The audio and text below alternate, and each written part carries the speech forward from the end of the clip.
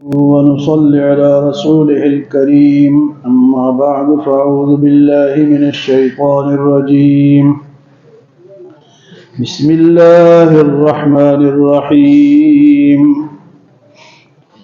إن المجرمين في عذاب جهنم خالدون لا يفتر عنهم وهم فيه مبلسون وما ظلمناهم ولكن كانوا هم الظالمين ونادوا يا مالك ليقضي علينا ربك قال إنكم ماكثون لقد جئناكم بالحق ولكن أكثركم للحق كارهون أم أبرموا أمرا فإنا مبرمون أم يحسبون أنا لا نسمع سرهم ونجواهم بلى ورسلنا لديهم يكتبون قل إن كان للرحمن ولد فأنا أول العابدين سبحان رب السماوات والأرض رب العرش عما يصفون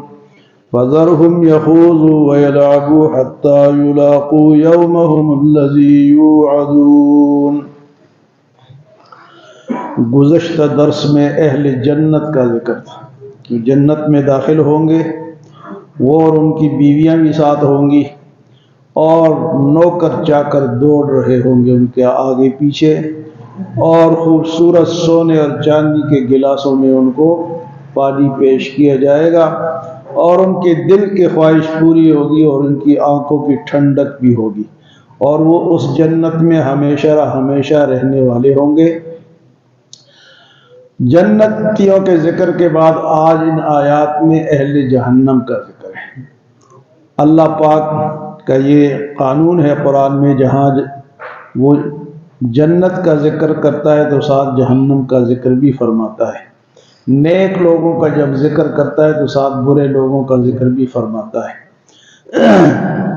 تو یہاں ان آیات میں اہل جہنم کا ذکر اللہ پاک نے اس طرح کیا ہے.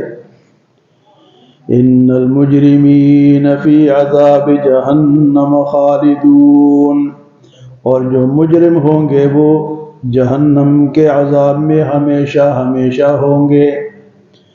لا یفتر عنہم، ان سے وہ عذاب کم نہیں کیا جائے گا. وہم فیہ مبلسون، اور اس میں وہ مایوس ہوں گے. اور جہنم میں جانا کس وجہ سے جائیں گے جی؟ کفر و شرک اور گناہ کی وجہ سے. کافر اور مشرک تو جائیں گے، مسلمان اپنے گناہوں کی وجہ سے جائیں گے تو اس میں پھر ہمیشہ رہیں گے. ان المجرمین فی عذاب جہنم خالدون، اور ان سے وہ عذاب کم بھی نہیں ہوگا، اسی طرح اس میں مایوس پڑے رہیں گے. اللہ پاک فرماتے کہ ہوگا کیوں؟ وما ظلمناہم ولکن کانوا ھم الظالمین، ہم نے ان پہ ظلم نہیں کیا، نہ ہم ظلم کرتے ہیں، انہوں نے اپنے اوپر خود ظلم کیا ہے. ولکن کانوا ھم الظالمین، جو بھی انسان اللہ کی نافرمانی کرتا ہے، سنتوں کے خلاف چلتا ہے، دنیا میں منمانی کرتا ہے، اللہ کی بات نہیں مانتا، اپنی مرضی سے جیتا ہے، تو وہ اپنے اوپر خود ہی ظلم کر رہا ہے. اللہ پاک نے بھی کسی پہ ظلم نہیں فرمایا. تو یہاں بھی اللہ پاک کو وما ظلمناہم، ہم نے ان پہ کوئی ظلم نہیں کیا. ولکن کانوا ھم الظالمین، لیکن وہ خود ہی ظالم تھے. اور جب یہ جہنم میں جائیں گے ہمیشہ رہیں گے تو وہاں جہنم کا ایک چوکیدار ہے، داروغہ ہے، اس کا نام ہے مالک. اس کا کیا نام ہے جی؟ مالک.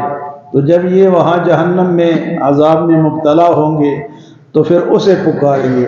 وَنَادَوْا يَا مَالِكُ لِيَقْضِيَ عَلَيْنَا رَبُّكَ، اے مالک اپنے رب سے کہے کہ ہمارا قصہ ہی تمام کر دے، ہمیں موت مل جائے. لیکن لا يموت فیہا ولا یحیا، وہاں نہ موت ہوگی اور نہ زندگی ہوگی. تو مالک کو پکاریں گے، آواز دیں گے اے مالک فرشتہ ہوگا، مالک اس کا نام ہے، جہنم کا داروغہ ہے. جس طرح ہمارے ہاں ہوتے ہیں نا چوکیدار ہوتے ہیں گلیوں کے، دکانوں کے، حاجی بینکوں کے، تھانوں کے، وہ چوکیدار اس کا نام ہے مالک، تو کہیں گے وَنَادَوْا يَا مَالِكُ، اور کہیں گے اے مالک لِيَقْضِ عَلَيْنَا رَبُّكَ، اپنے رب سے کہیں کہ ہمارا کام پورا کر دے، ہمیں مار ہی دے۔ تو جواب دے گے قَالَ إِنَّكُمْ مَاكِثُونَ، تم نے اسی طرح رہنا ہے، تم یہاں سے بھاگ نہیں سکتے۔ پھر اللہ پاک فرماتے ہیں لَقَدْ جِئْنَاكُمْ بِالْحَقِّ وَلَا